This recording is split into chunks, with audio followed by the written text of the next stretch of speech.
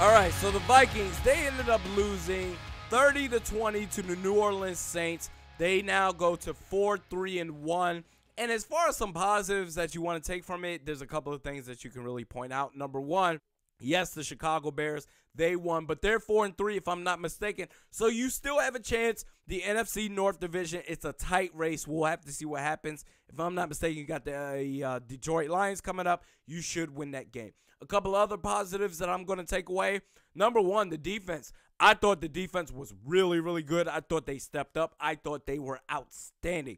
Drew Brees, if I'm not mistaken, he threw, 120 passing yards? You'll take that. And out of the 30 points, because you look at the box score and you're like, 30 points you gave up to the Saints. What's going on? The defense, if we're being realistic right now, the defense, they really only gave up 16 out of those 30 points. Because 14 out of those 30 points was given up by Stephon Diggs and Adam Thielen. Let's call it what it is. As much praise as they have gotten, and rightfully so, Adam Thielen, 8 straight games to start the season with at least 100 reception yards. Congratulations. Adam Thielen and Stephon Diggs, they're the reason why we lost this game. I've been a fan of this team since 2000. I am so used to the goofy stuff happening that I don't have the energy to get mad at missed kicks anymore.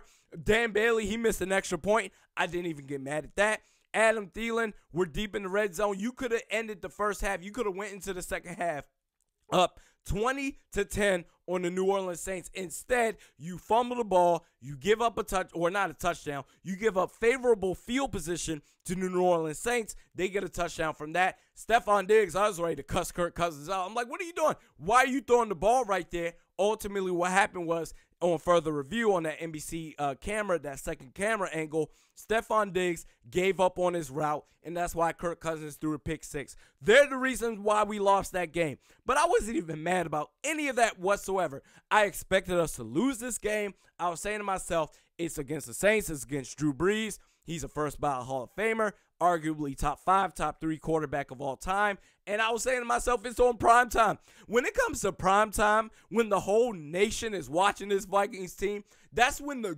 goofiest stuff happens to this team, bar none. You can book it. The offensive line, I thought they were really good for the most part. They gave up a couple of plays here and there, but on running and passing plays, I thought they were relatively really good.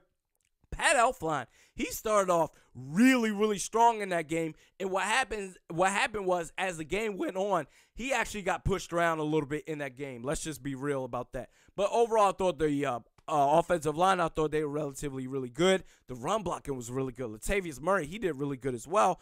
But Kyle Rudolph, he was really tough. He looked like he had something to play for. He looked like he had something to prove in that game, so I'll give him credit to that. And the defense was really good. My only gripe was with the defense was, and I guess this will go on Mike Zimmer, I don't understand.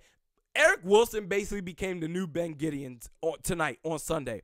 And Ben Gideon became the new Anthony Barr.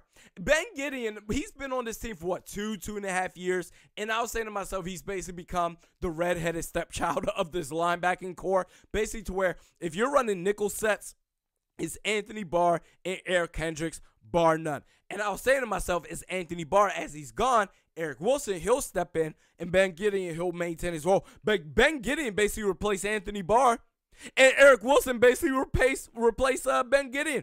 I don't get it. They didn't play him that much. But he's like, oh, Eric Wilson, he gave up that touchdown to Alvin Kamara, the one touchdown they gave up. Oh, okay. Did you see how many times that Eric Kendricks got beat by Alvin Kamara, trying to stay with him in motion? And don't get me started on that divisional round in the playoffs last year. We gave up a touchdown to Alvin Kamara on that wheel route. Nobody can stop Alvin Kamara as far as a linebacker is concerned, but I thought they should have played him a little bit more. That was my only gripe on the defense. But overall, I thought they were really well. Kirk Cousins, I thought he was okay. But here's my gripe with this team. Your final possession, your final offensive possession in the first half, you're spotted 30 seconds left. 30 seconds left, down 4 with 2 timeouts left in the first half. And all of a sudden, I'm saying to myself, you can get a field goal out of this. You can make something happen. And you basically run the ball with Mike Boone, and you basically take a knee and say, we'll go into the second half and see what happens. And then all of a sudden, in the second half, the first possession on offense, all of a sudden want to get aggressive. I don't understand that. 4th and 1, I do understand the call as far as going for it on 4th and 1. But as far as 4th and 1, and you throw the ball to Laquan Treadwell, are you serious right now? Now, granted, Laquan Treadwell, the last couple of games, he's been really, really good. But in that position, 1st, 2nd, even 3rd down, throw it to Laquan Treadwell. But where this is dire to where it's either turnover on downs or you extend the drive, you don't throw it to Laquan Treadwell, and you did it. And then not only that, you get the ball, your final score before you scored your final possession before you scored that touchdown. You're down 17 points before you cut the lead to 10 points, 30-20. You're down 3 scores with 9.5 minutes left in the game in the 4th quarter.